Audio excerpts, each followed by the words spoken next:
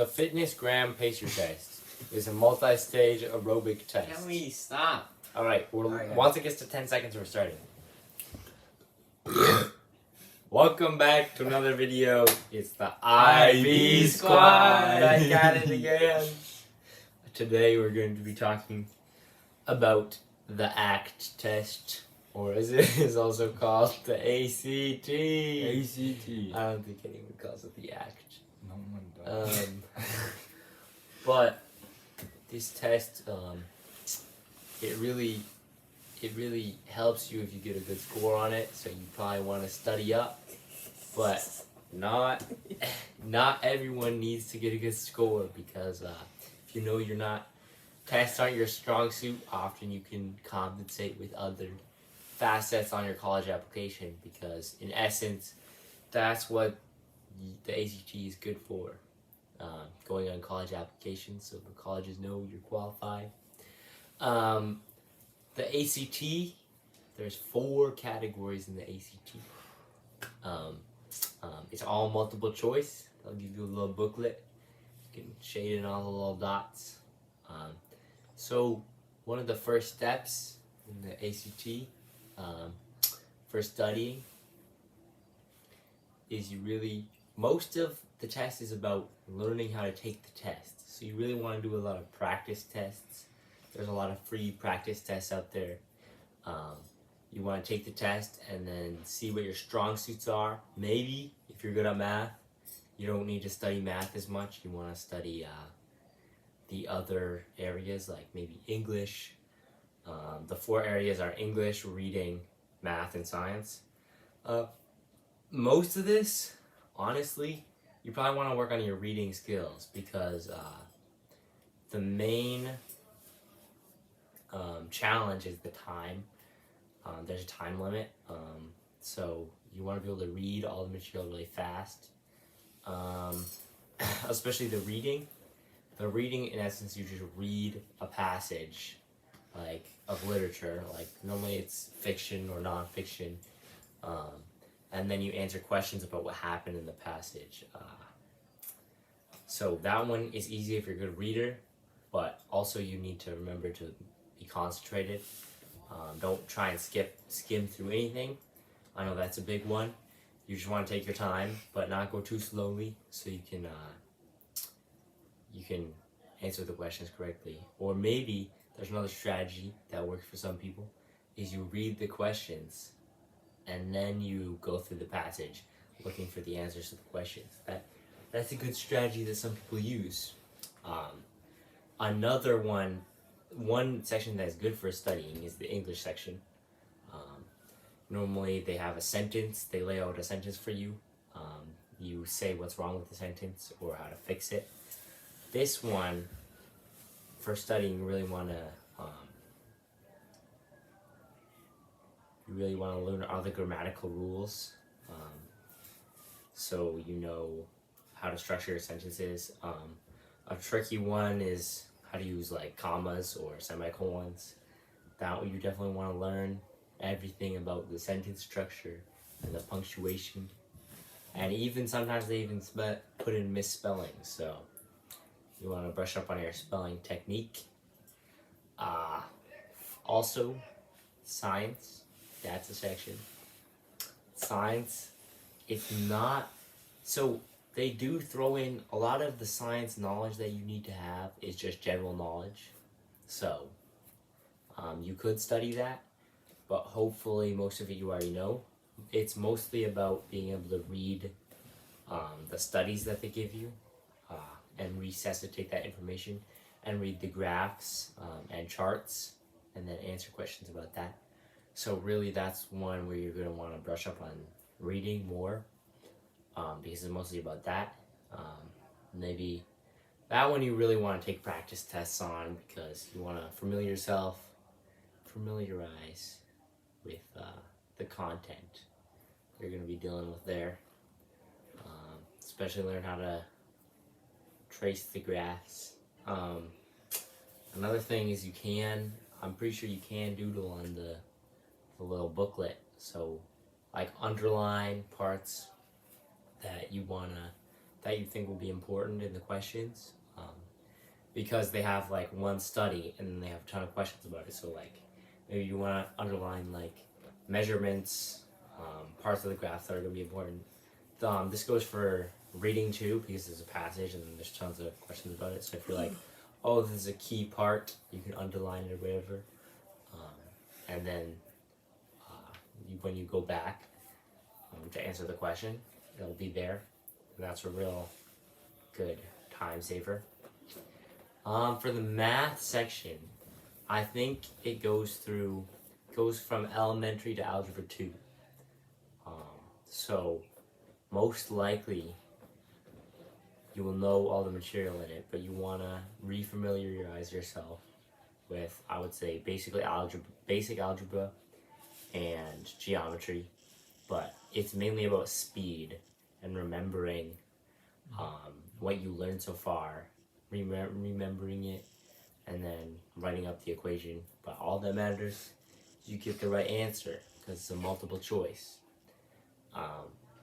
One important thing about multiple choice, you want to have a letter. So you do want to, if you run out of time, if you start running out of time, you do want to fill out all the questions. You don't get anything. It's better to guess than to leave it blank. So you do want to just, maybe you're like, my letter's going to be A. So you're going to fill out all the guesses with A. Because then you don't have to think about, which one am I going to guess? But there are also educated guesses that you should probably use if you have time. So basically, this is maybe you did a math equation and you found an answer that wasn't on any of them, but you want to take the closest answer. That is a strategy that you can use. That will be good if you are not quite sure what the answer is.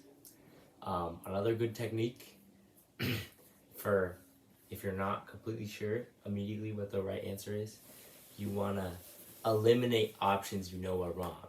So you have 4 options. A lot of times you can be like, this one really does not sit right with me. This is definitely not the answer. And you'll eliminate that. And then a lot of times you can get it down to 1 or 2 that you know are possibilities and go from there. And that's a really good strategy. Yep. Also, a lot of times all of the answers are rather similar to the real answer. So you can pick, these 3 are similar. Maybe in an English question, they all use the same phrasing. So you want to pick the one that shares the most with the other answers, if you know what I mean. Because they want to trick you. They want you to almost get the right answer, but then go to the one that's near but is missing something. So that's one thing that you use. A strategy that I use on the ACT is that instead of bubbling them, because they give you a little pamphlet for you to bubble in your answers, and then you have the actual ACT test booklet. So what I did, and what I know a lot of other people did, is I would circle the answers. That's what I did. And then at the end of the test, I would bubble all the answers that I had done because they give you a 5-minute warning at the end of that. So I would wait for that 5-minute warning. Once that 5-minute warning came in, I would go through for the fast, and I would quickly bubble in all the ones. And if I didn't know a question, yes, speed. If I didn't know a question as an answer, if I 100% didn't know it, couldn't figure it out, I would skip it, and then you'd come back to it. So as I was going through, if I didn't know a question, you just ignore it until the end. If you have time to go back to it, and you can look at it. If you have any extra time at the end, you breeze through it, no problem. Go back, double check your answers. Any that you weren't confident on, eliminate answers, like Ezra said, and make sure you're trying to use as much of your time to the best ability as possible. And something about the ACT is that practice tests and practice questions really help because their format does not change. the format of the reading questions, the format of the English, of the math, of the science questions, they don't change. All of the ACT is about knowing how to do the ACT. The ACT doesn't test you on knowledge, it tests you on how to take the ACT. So for the science question, like Ezra was saying, the science in it is very, very basic. Like, the hard part about the science is interpreting what they give you. So you have to practice what vocabulary they use, why they mean that, what the questions are asking. You have to be able to do the questions quickly, because on the science test, there are instances where they throw in math in there, and you have to be able to quickly do the math. And if you know how to do the math in there, it's really easy. But if you don't know how to do the math in there, there's a lot of mental jumping that you need to do, and it takes up a lot of your time just to get that done. And speaking of math, during the math section, the questions, I believe they get progressively harder as you go through the math section. So at first, what you want to do is you want to get the easy ones out of the way. You want to get the easy ones like right away, because you get points. Because if those are points you can get those points. You want to get all the easy points off right away. If you don't know what to do for the hard ones, you just skip them. Skip any points that you think you can get, and then come back to them. And like Ezra said, you start guessing. If you don't know anything, guess it. And for reading, so English and reading, two different things. Reading is giving you a passage, and you have to interpret the passage. So a lot of the reading is your ability to analyze, your ability to comprehend and understand the passage that they give you, and like work with what you have.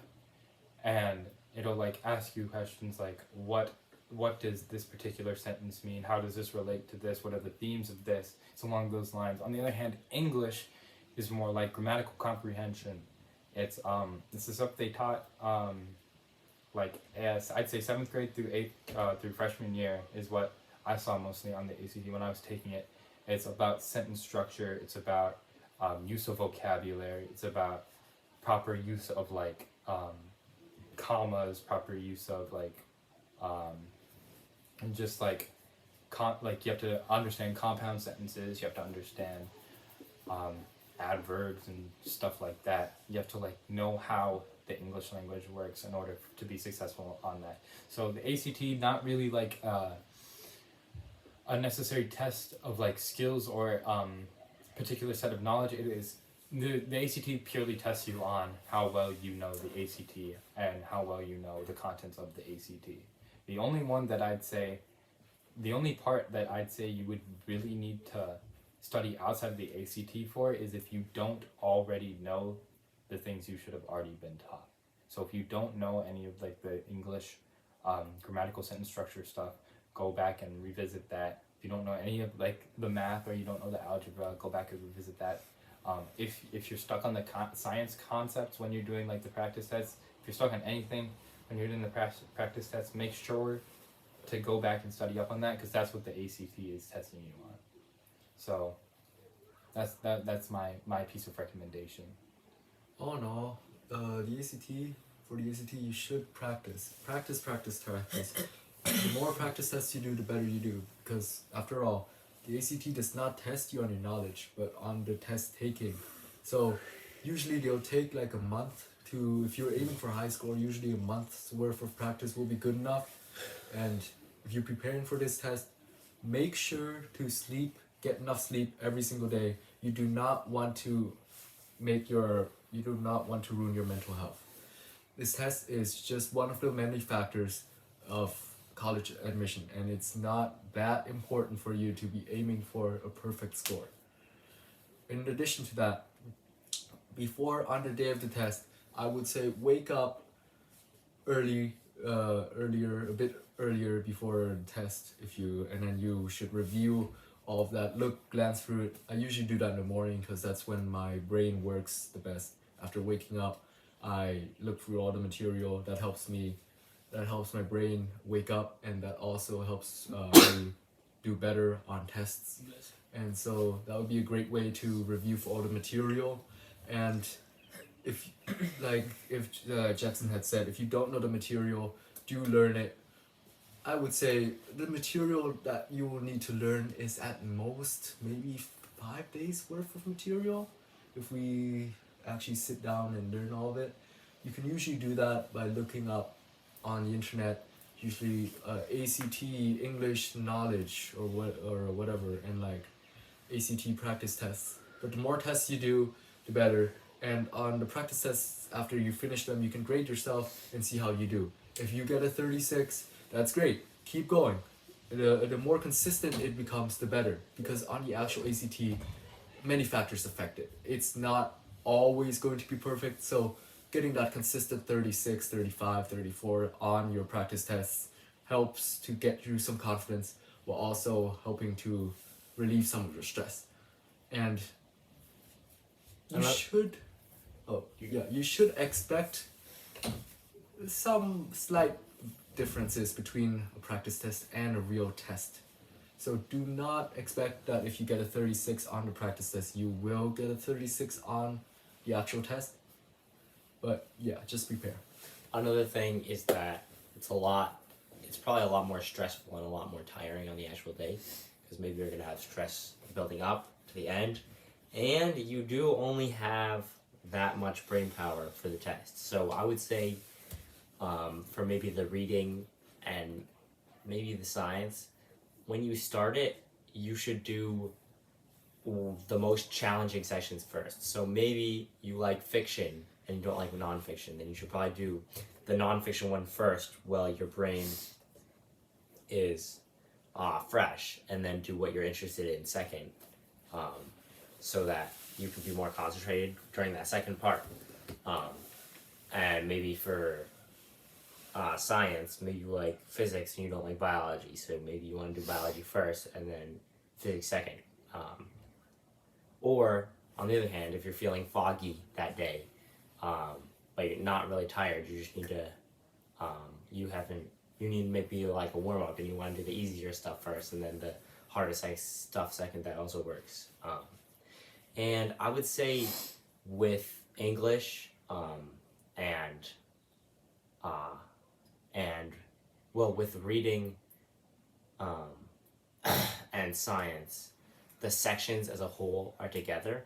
So you'd really want to do one section and finish all the questions in it, and then move on to the next section. Because with math, you want to, or English, you can skip individual questions that are really hard and come back to them, but you're not going to remember the whole reading or the whole experiment in English or science. So you should do them all at one time. But in math, you can come back and skip the ones you didn't do first. Yeah, and adding on to that, once you follow all their tips that you just that they just mentioned, you want to do, you want to the other test. Honestly, like they were saying, probably gonna be exhausted. So I'd say drink that water. Oh yeah. A lot of water. You can bring it with you too. Yeah, bring it to the table. Be like, bring that water. You might get a little sweat.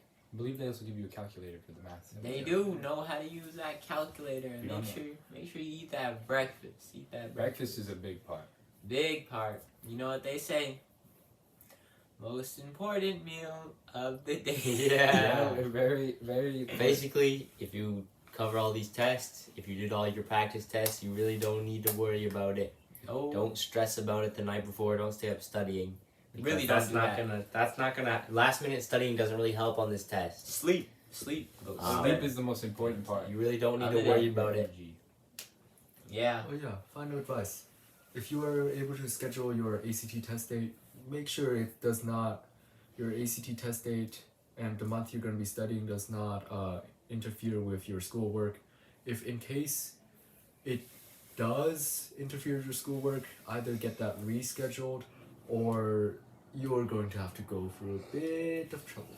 Also remember, you can retake the ACT. It is one of those standardized tests where they let you do it multiple times. So if you get in the situation where, man, this ACT really conflicted with my schedule, or I did really bad on this ACT test, I know I could have done better, or I was really tired, or something, whatever excuse or valid or not you have for why you did bad on that ACT, you can always take it again. And I believe they have. You can take it senior year. I believe they do it 3 times a year, at minimum, maybe 4. I think they do every month. Every month. Well, there you go. You have you can retake the ACT at any time, and you can always be preparing for it. It may become a little stressful, but if you're really that determined, you can do it. But also, if the college you're going to doesn't take the score, I wouldn't worry about it too much. Doesn't mean don't try, but like, not all colleges are looking at it, and overall, you can compensate for a less than satisfactory ACT score with your extracurriculars, your personal essay that you're writing, your GPA, your other classes, because a lot of the colleges are starting to figure out that the ACT isn't really an accurate reflection of a student's character or intelligence because of how it is structured and how it makes you hyper focus on how to take the ACT rather than actual comprehension skills. So yeah, you can retake the ACT, do that if you need to, but also they got waivers too. they do have waivers. Some schools offer free chances to take the ACT depending on depending on classes, financial need, or whatever, so you won't have to worry about money if money is an issue. But yeah, if you need to retake the ACT, you take the ACT. But overall, I wouldn't worry about it too much. Just make sure you're getting a lot of sleep, you get your good energy, your breakfast in, your water, and you should be good. Yep. Yep. Good luck out there. Yeah, IB squad. IB squad out.